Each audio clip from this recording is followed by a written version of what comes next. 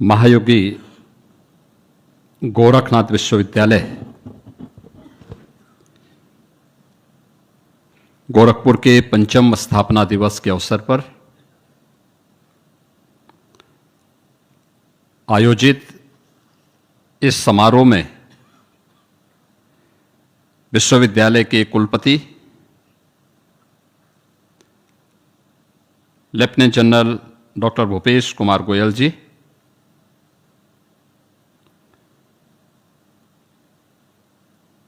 गोरखपुर के लोकप्रिय सांसद श्री रविकिशन शुक्ला जी, विधानसभा के माननीय सदस्य श्री महेंद्रपाल सिंह जी, उत्तर प्रदेश सरकार के adviser Shri Awanish Kumar Awasthi ji, doctor JN Singh ji,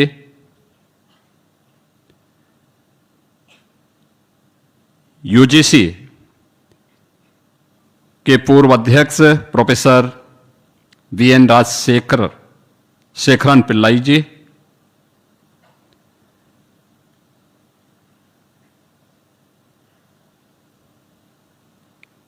health university waste Bengal के पूर्व कुलपति प्रोफेसर भावतोष विश्वास जी, कैलिफोर्निया USA से यहां पर पधारे कार्डियोलॉजिस्ट डॉक्टर विजय तिवारी जी, मां विंध्यवासिनी राज्य विश्वविद्यालय की कुलपति प्रोफेसर शोभा गौड़ जी, महायोगी गोरखनाथ विश्वविद्यालय के पूर्व कुलपति major general doctor Atul Vajpayee ji, Mahayogi Gorakhnath विश्वविद्यालय के medical college and research centre के प्रिंसिपल डॉक्टर वर्षा मुखासी जी, प्राचार्य nursing college doctor DS Ajida ji, आज के इस गरिमामय समारोह में उपस्थित महायोगी गोरखनाथ विश्वविद्यालय के सभी फैकल्टी मेंबर्स, अलग अलग डिसिप्लिन से जुड़े हुए हमारे सभी विद्यार्थीगण, अभिभावकगण, सम्मानित अतिथिगण, उपस्थित महानुभाव, आज रक्षाबंधन का पावन पर्व है। भाई बहन का, गुरु और शिष्य का, पुरोहित और यजमान के आपसी श्रद्धा विश्वास का एक महान पर्व, और इस अवसर पर महायोगी गोरखनाथ विश्वविद्यालय का यह 5वां स्थापना दिवस का समारोह भी पड़ रहा है। मैं इस अवसर पर पूरे प्रदेशवासियों को रक्षाबंधन की, महायोगी गोरखनाथ विश्वविद्यालय और महाराणा प्रताप शिक्षा परिषद से संबद्ध सभी संस्थाओं को इस विश्वविद्यालय के स्थापना दिवस की हृदय से बधाई देते हुए आप सबके प्रति मैं अपनी शुभकामनाएं व्यक्त करता हूं। वास्तव में रक्षाबंधन की तिथि के अवसर पर 5वां स्थापना दिवस का यह समारोह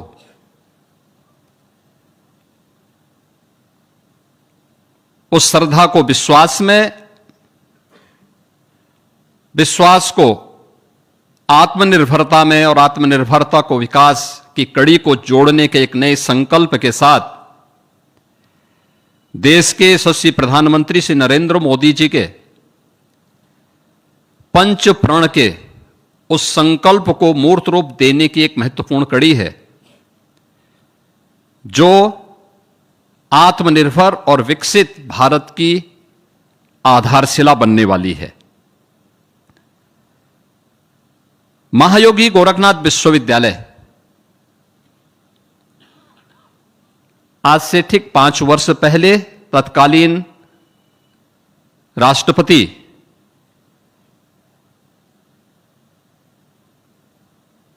माननीय श्री रामनाथ कोविंद जी के करकमलों से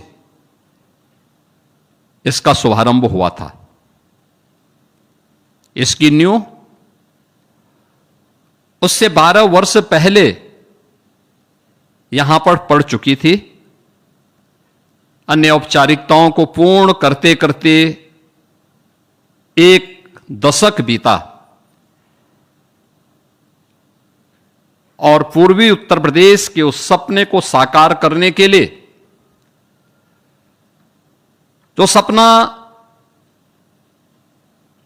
इस देश की पराधीनता के उस कालखंड में जब भारत अपनी आजादी की अंगड़ाई ले रहा था, चारों ओर एक सुगबुगाहट थी, क्रांतिकारी देश की आजादी के लिए अपना सर्वस्व न्यौछावर करने के लिए उतावला दिखाई दे रहे थे। समाज में एक तबका ऐसा भी था जो यह मानता था कि लगता है कि गुलामी हमारी नियति बन चुकी है। लेकिन उसी समय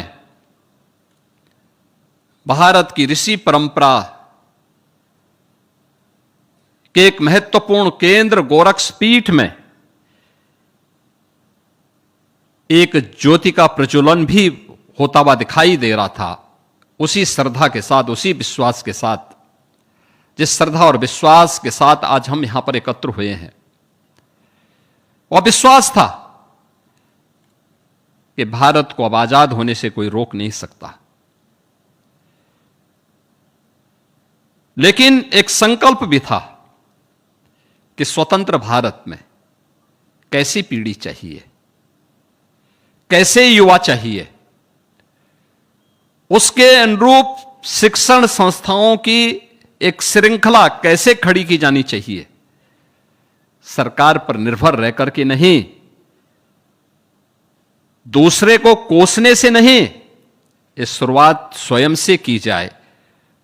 और तब गोरक्षपीठ ने 1932 में महाराणा प्रताप शिक्षा परिषद की स्थापना करके एक बीज का रोपण यहां पर इसी गोरखपुर में किया था। तब गोरखपुर में आवागमन की कनेक्टिविटी नहीं थी। आज आप लोग यहां से लखनऊ की यात्रा 3.5 घंटे में कर लेते हैं सड़क मार्ग से।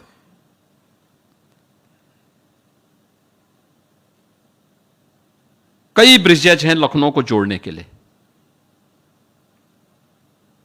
रेलवे की भी अच्छी कनेक्टिविटी हो गई है। आप सुबह जाइए 10 बजे तक लखनऊ पहुंच गए, फिर शाम को चले, रात्रि को 10 बजे तक वापस गोरखपुर आ गए, दिन भर अपना कार्य किया। तब नहीं था, तब सिंगल रोड भी नहीं थी, यानी एक सिंगल लेन की सड़क से भी लखनऊ नहीं जुड़ा था। और राजघाट में जो ब्रिज आपको दिखाई दे रहा है, यह आजादी के कई वर्ष के बाद बना, लगभग 3 दशक के बाद, वो लगभग 3 दशक के बाद वह ब्रिज बन पाया था। आज वहां पे डबल लेन के डबल पुल है और 2 नए ब्रिज वहां पे बनने जा रहे हैं। यानी उस समय 1932 में इस गोरखपुर में तब महाराणा प्रताप शिक्षा परिषद का शुभारंभ युग पुरुष ब्रह्मलीन महंत दिग्विजय नाथ जी महाराज ने प्रारंभ किया।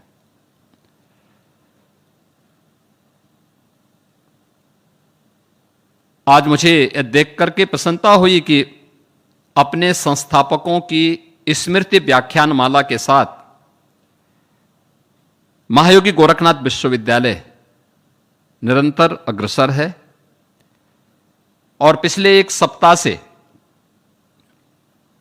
समाज जीवन के अलग अलग क्षेत्रों से जुड़े हुए उन महानुभावों के वक्तव्यों को, उनके अनुभवों को, उनके व्याख्यान के माध्यम से विश्वविद्यालय ने आगे बढ़ाने का काम किया। यह वर्ष ब्रह्मलीन महंत दिग्विजय नाथ जी महाराज की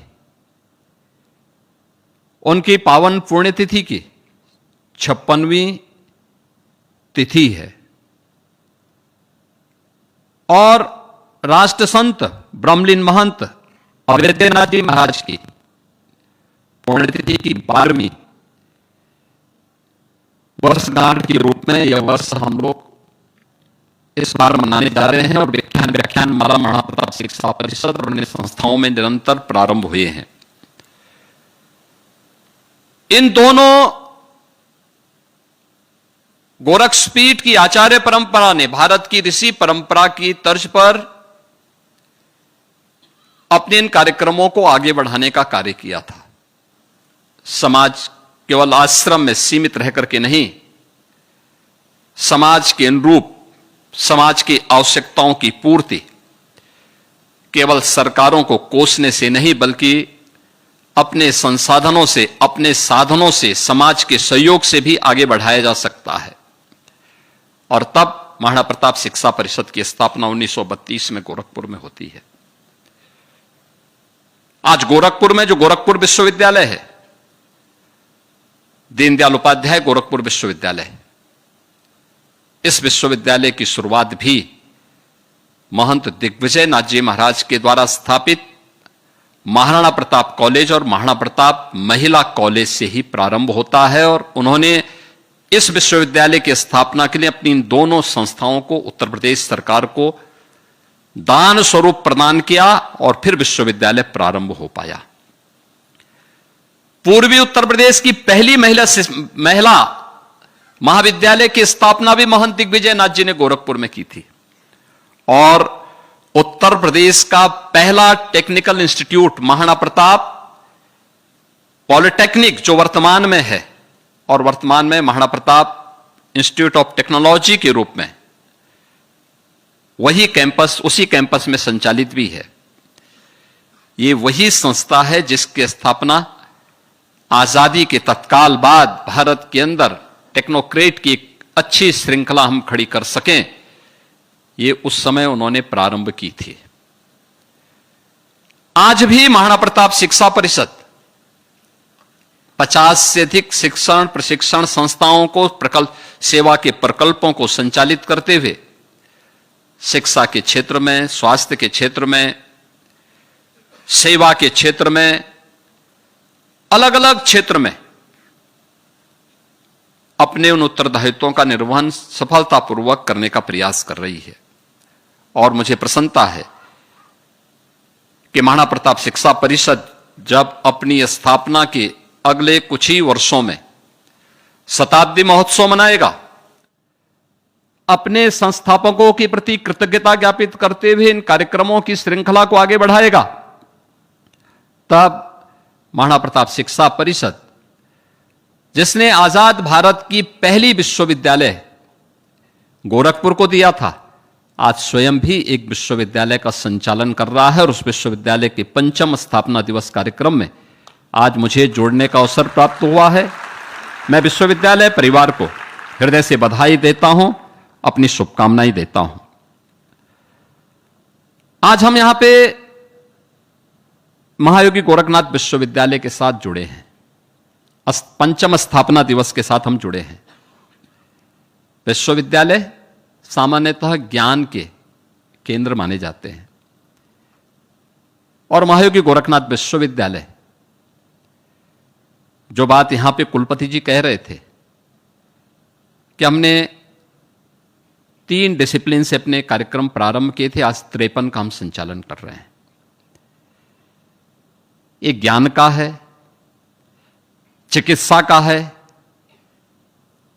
एग्रीकल्चर का है और कौशल का भी। इन संभावनाओं के लिए नए द्वार खोलने के एक संकल्प के साथ ये विश्वविद्यालय अपने संस्थापकों के उन सपनों को साकार करने के लिए स्थापित हुआ है, जो उन्होंने ब्रह्मलीन महंत दिग्विजय नाथ जी महाराज ने, ब्रह्मलीन महंत अवैधनाथ जी महाराज ने, क्योंकि ब्रह्मलीन महंत दिग्विजय नाथ जी महाराज के बाद गोरक्षपीठ की उस दायित्व का निर्वहन एक लंबे समय तक ब्रह्मलीन महंत अवैद्यनाथ जी महाराज ने किया, जिनके संरक्षण में महाराणा प्रताप शिक्षा परिषद अपने इस विस्तार को आगे बढ़ाने में पूरी शालीनता के साथ आगे बढ़ी थी। और मुझे लगता है कि संकल्प, उनके सपनों को आने वाली पीढ़ी की शक्ति और प्रेरणा का केंद्र बनाने की ओर मजबूती के साथ आगे बढ़ी है, और यह आज हम सबको देखने को मिल रहा है। वास्तव में यही तो आज के नए यूपी की ताकत है, जहां पर हमारे पास भारत की हजारों वर्षों की ऋषि परंपरा की, ज्ञान की एक धरोहर है, और ज्ञान की उस विरासत को आधुनिक विज्ञान और टेक्नोलॉजी के साथ मिलकर के हम अब उत्तर प्रदेश को एक युवा शक्ति के रूप में उसे एक नई दिशा देते हुए दिखाई दे रहे हैं। भारत ने स्वास्थ्य को जीवन के रूप में देखा है। हमारे यहां योग, Ayurveda, naturopathy, medicinal plant and traditional agriculture knowledge के रूप में हमारे पास एक हजारों वर्षों की एक विरासत हमारे पास मौजूद है। रिसर्च और टेक्नोलॉजी के साथ हजारों वर्षों का अनुभव और ज्ञान भविष्य के इनोवेशन, न्यू अपॉर्चुनिटी और न्यू इकोनॉमी की एक मजबूत आधारशिला बन सकती है। हमें अपने ट्रेडिशनल नॉलेज को केवल पुस्तकों और परंपराओं तक सीमित नहीं रखना है, हमें उसे रिसर्च और लेबोरेटरी से जोड़ना है और नई पीढ़ी के साथ शेयर भी करना है। आयुर्वेद को आधुनिक डायग्नोस्टिक के साथ, क्लिनिकल रिसर्च के साथ, नई मेडिकल टेक्नोलॉजी के साथ जोड़ना है। मेडिसिनल प्लांट को आधुनिक एग्रीकल्चर के साथ, बायोटेक्नोलॉजी और फार्मास्यूटिकल रिसर्च से जोड़कर एक नई वैल्यू चेन तैयार करना है। योग और वेलनेस को प्रिवेंटिव हेल्थ केयर और आधुनिक जीवन शैली की चुनौतियों के समाधान के साथ जोड़ना है। भारत की चिकित्सा ज्ञान को साइंटिफिक वैलिडेशन और क्वालिटी स्टैंडर्ड के साथ जोड़ते हुए उसे ग्लोबल बेंचमार्क के अनुरूप दुनिया तक उसे पहुंचाना है।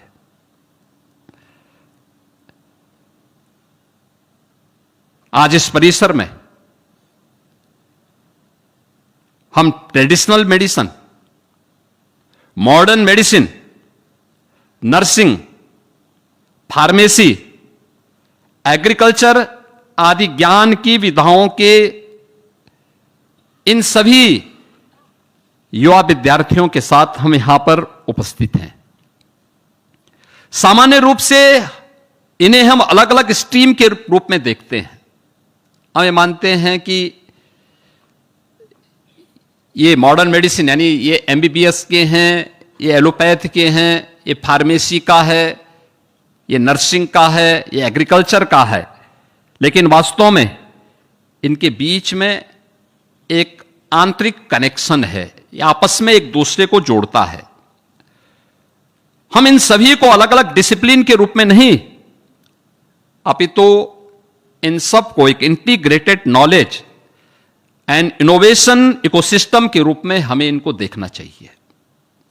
ये अलग अलग नहीं होते, एक इंटीग्रेटेड नॉलेज के इकोसिस्टम के साथ ये सब जुड़े हुए हैं, क्योंकि भविष्य की बड़ी समस्याओं का समाधान किसी एक विषय की सीमा में नहीं, अलग अलग ज्ञान विधाओं के संगम से निकलेगा।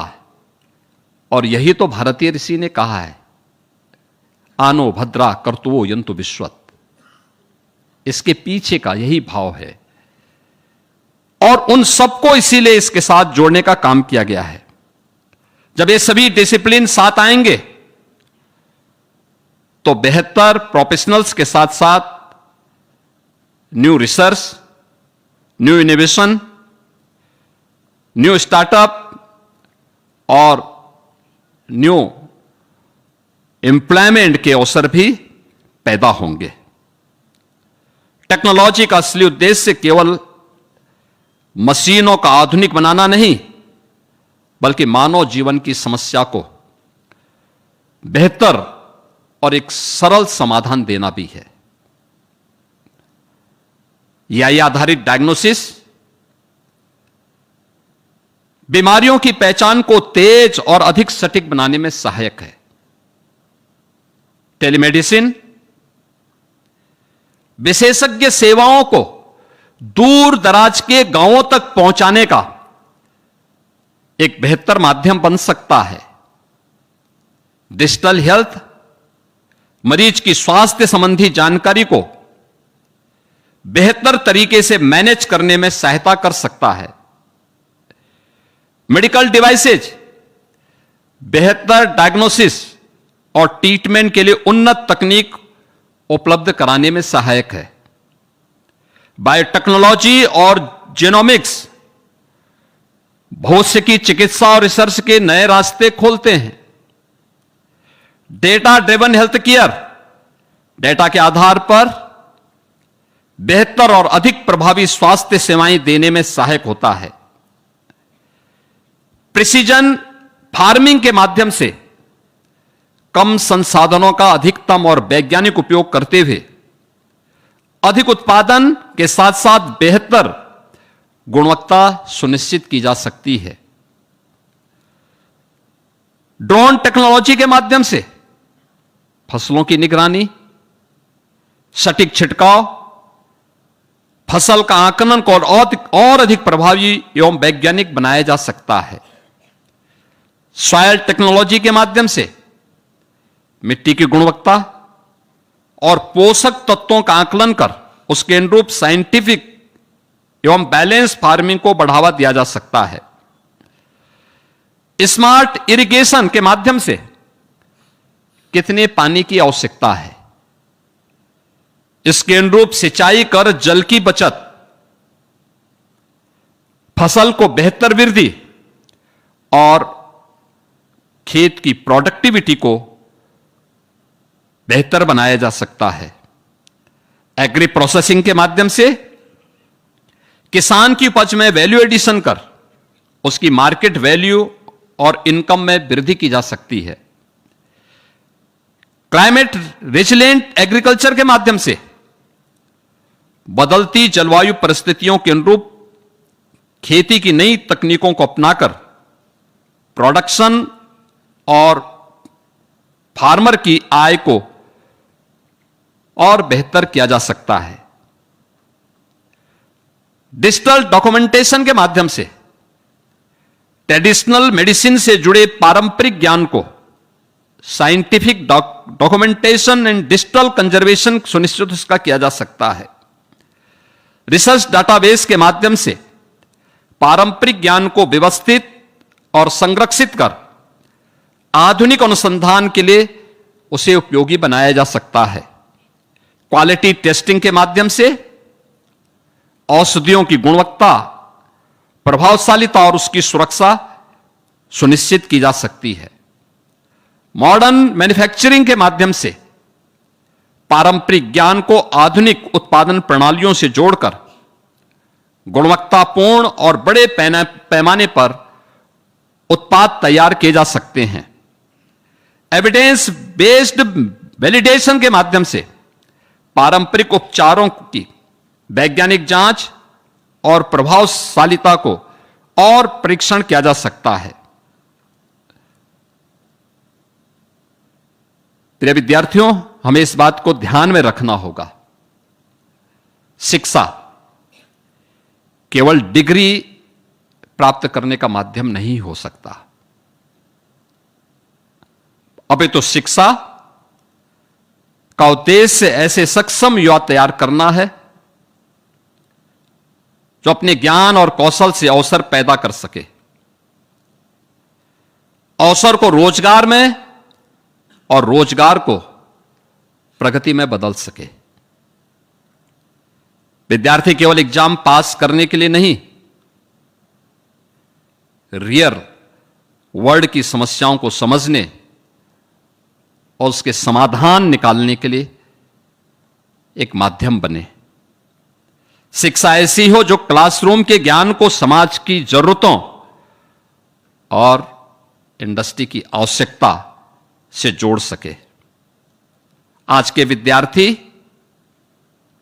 हमें केवल जॉब क्रिएटर नहीं, बल्कि वह जॉब क्रिएटर के साथ साथ इनोवेटर, एंटरप्रेन्योर बनने की क्षमता भी पैदा कर सके।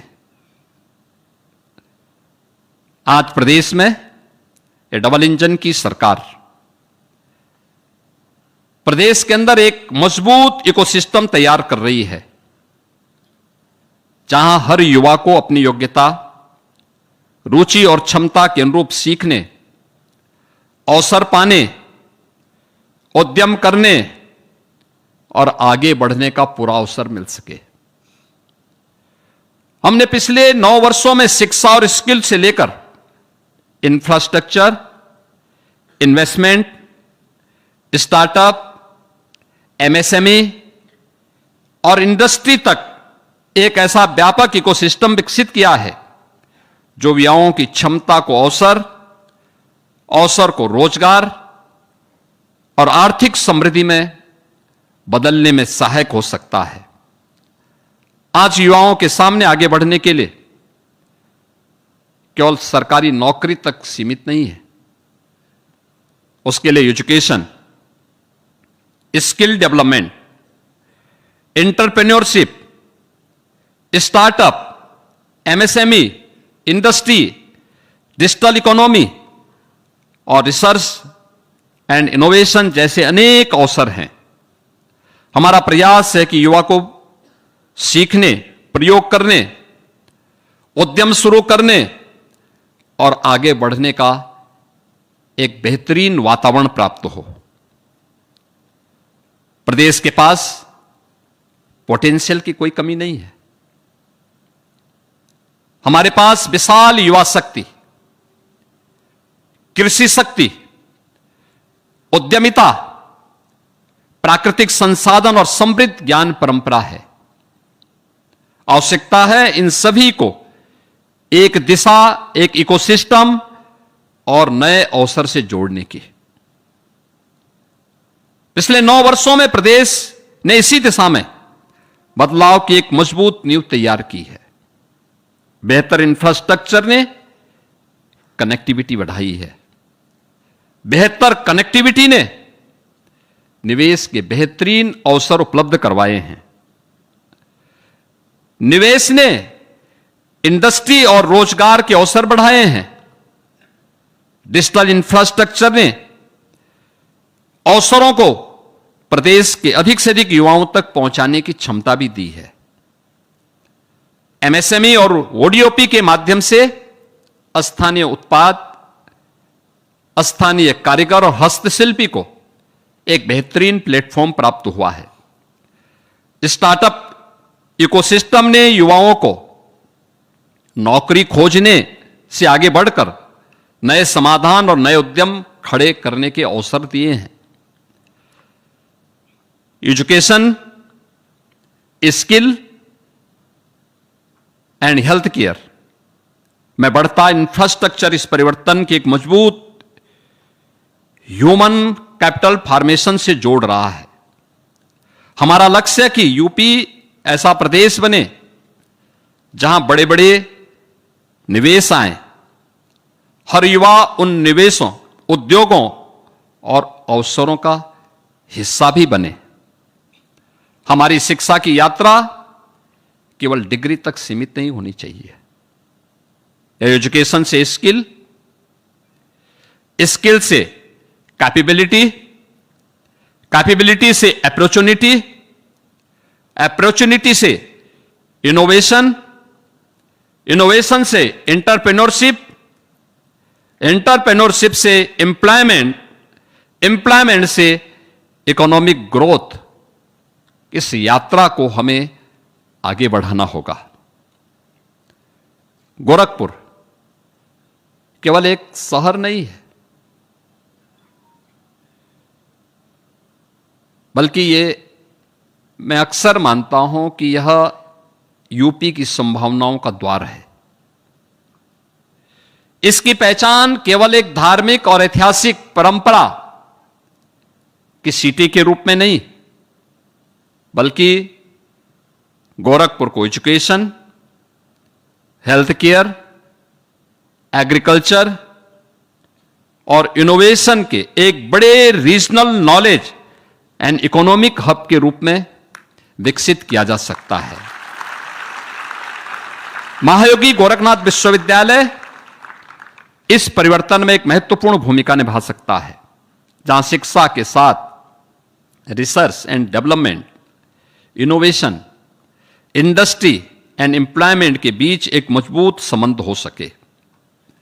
विश्वविद्यालय की प्रयोगशालाओं में पैदा होने वाला जो नॉलेज है, क्लासरूम और कैंपस की चार दीवारों से बाहर निकल करके ये पूर्वी उत्तर प्रदेश और उत्तर प्रदेश के गांवों तक, किसानों तक, हॉस्पिटल्स तक, इंडस्ट्री तक और स्टार्टअप तक पहुंचे। कृषि के विद्यार्थियों को रिसर्च, किसानों की आय और उत्पादकता को बढ़ाने में सहायक बने। मेडिकल और रिसर्च का ज्ञान गांवों की हेल्थ केयर सेवाओं को बेहतर बनाए। फार्मेसी की रिसर्च नई दवाओं और हेल्थ केयर इनोवेशन को जन्म दे, और टेक्नोलॉजी इन सभी को बड़े बाजार और नई अर्थव्यवस्था के साथ जोड़े। कैंपस में पैदा होने वाला ज्ञान जब किसी किसान के खेत, मरीज के जीवन, उद्योग की जरूरत और युवा के उद्यम तक पहुंचेगा, तभी यूनिवर्सिटी का ज्ञान वास्तव में समाज की शक्ति और देश की आर्थिक महाशक्ति बनकर के उभरेगी। आपको केवल जॉब रेडी नहीं होना है, आपको फ्यूचर रेडी होना है। आज की दुनिया बहुत तेजी से बदल रही है, इसलिए केवल किसी एक नौकरी के लिए तैयार होना पर्याप्त नहीं है। आपको ऐसी स्किल, ऐसे विजन और ऐसा विल पावर विकसित करना है जो बदलती दुनिया के साथ आपको लगातार आगे बढ़ने के लिए एक बेहतरीन अवसर दे सके। आपको केवल एम्प्लॉय बनने की तैयारी नहीं करनी है, आपको इनोवेटर, एंटरप्रेन्योर और प्रॉब्लम सॉल्वर बनने की क्षमता विकसित करनी है। अपने आप से केवल ये सवाल मत पूछिए कि मैं अपने लिए क्या कर सकता हूं। इससे एक कदम आगे बढ़कर के पूछिए, मैं अपने ज्ञान, अपनी प्रतिभा और अपनी क्षमता से समाज और देश के लिए क्या कर सकता हूं। आपकी सफलता तब होगी जब आपके ज्ञान से किसी का जीवन बेहतर हो, आपके इनोवेशन से कोई समस्या हल हो, आपके उद्यम से किसी को रोजगार प्राप्त हो सके और आपकी अर्थव्यवस्था से देश की अर्थव्यवस्था को एक गति प्राप्त हो सके। आप केवल अपने भविष्य के निर्माता ना बने, आप देश के भविष्य के निर्माता बनिए। उत्तर प्रदेश सरकार के लिए हम लोगों ने इसे हर स्तर पर प्रोत्साहित करने का एक प्रयास प्रारंभ किया है, और मैं कह सकता हूं कि आज प्रदेश के विकास के लिए government, university, industry and youth, इन चारों की साझेदारी आवश्यक है। सरकार इकोसिस्टम तैयार करेगी जहां शिक्षा, निवेश, रिसर्च, स्टार्टअप और रोजगार के अवसर पैदा हों। विश्वविद्यालय नॉलेज एंड रिसर्च पैदा करें, ऐसी शिक्षा और रिसर्च जो समाज और इंडस्ट्री की वास्तविक जरूरत से जुड़ी हुई हो। इंडस्ट्री अवसर और बाजार दे, विद्यार्थियों को internship, apprenticeship, employment, research and उद्यम के अवसर से जोड़े। युवा इनोवेशन और इंटरप्राइज की शक्ति बने और अपने ज्ञान को नए विचारों, नए समाधानों और नए उद्यमों में बदले। और जब ये चारों एक साथ काम करेंगे तो नॉलेज को इनोवेशन में, इनोवेशन को इंटरप्राइज में, इंटरप्राइज को एम्प्लॉयमेंट में और एम्प्लॉयमेंट को इकोनॉमिक ग्रोथ में पूरा देश देखेगा। यही वह चक्र है जो युवा की प्रतिभा को देश की आर्थिक प्रगति में बदल सकता है। हमें ऐसा माहौल तैयार करना है, ऐसी सोसाइटी विकसित करनी है जहां परंपराएं हमारी जड़ों में हों और टेक्नोलॉजी हमारे फ्यूचर को गति दे सके, जहां एजुकेशन और एम्प्लॉयमेंट के बीच दूरी लगातार कम हो, जहां विश्वविद्यालय की रिसर्च लेबोरेटरी और इंडस्ट्री की जरूरतें एक दूसरे से जुड़ी हुई हो। ये केवल अपने आप में एक टापू ना बने। विश्वविद्यालयों को मैं बार बार कहता हूं, ये टापू ना बने, वहां की आवश्यकताओं की पूर्ति करें, समाज की जरूरतों को पूरा करने के लिए अपनी पूरी ताकत लगा ले। और तब हमारा युवा जॉब सीकर नहीं, जॉब क्रिएटर बनने का एक आत्मविश्वास अपने अंदर पैदा कर सकता है। जहां गांव का युवा और किसान भी टेक्नोलॉजी, इनोवेशन, एंटरप्रेन्योरशिप के माध्यम से नई वैल्यू और नई इनकम को पैदा कर सके। जहां यूनिवर्सिटी केवल डिग्री देने वाली संस्थाएं नहीं, बल्कि नॉलेज, इनोवेशन, एंटरप्रेन्योरशिप और इकोनॉमिक ट्रांसफॉर्मेशन के इंजन बने। ट्रेडिशनल नॉलेज से मॉडर्न साइंस तक, एजुकेशन से इनोवेशन तक, इनोवेशन से इंटरप्राइज तक, इंटरप्राइज से एम्प्लॉयमेंट तक और एम्प्लॉयमेंट से देश की इकोनॉमिक प्रॉस्पेरिटी तक एक कंप्लीट इकोसिस्टम। उत्तर प्रदेश के पास पोटेंशियल की कोई कमी नहीं है। हम इस पोटेंशियल को पॉसिबिलिटी में और पॉसिबिलिटी को प्रॉस्पेरिटी में बदलने की क्षमता हमें विकसित करनी होगी। और इस परिवर्तन की सबसे बड़ी शक्ति कुछ है तो हमेशा मानता हूं मैं, हमारी युवा शक्ति है। जब उत्तर प्रदेश की परंपरा को विज्ञान की शक्ति मिलेगी, विज्ञान को टेक्नोलॉजी की गति मिलेगी, टेक्नोलॉजी को हमारी युवा की ऊर्जा प्राप्त होगी, युवाओं को अवसर मिलेगा, तब न केवल उत्तर प्रदेश बल्कि ये पूरा क्षेत्र अपनी संभावनाओं को पूरे देश के लिए एक नई विकास गाथा के रूप में नेतृत्व करता हुआ दिखाई देगा। और मुझे प्रसन्नता है, महायोगी गोरखनाथ विश्वविद्यालय ने उस यात्रा को आगे बढ़ाया है। 5वां स्थापना दिवस के अवसर पर मैं देख रहा था, विश्वविद्यालय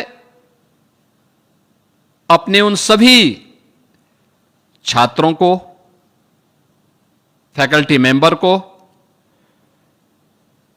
कर्मचारियों को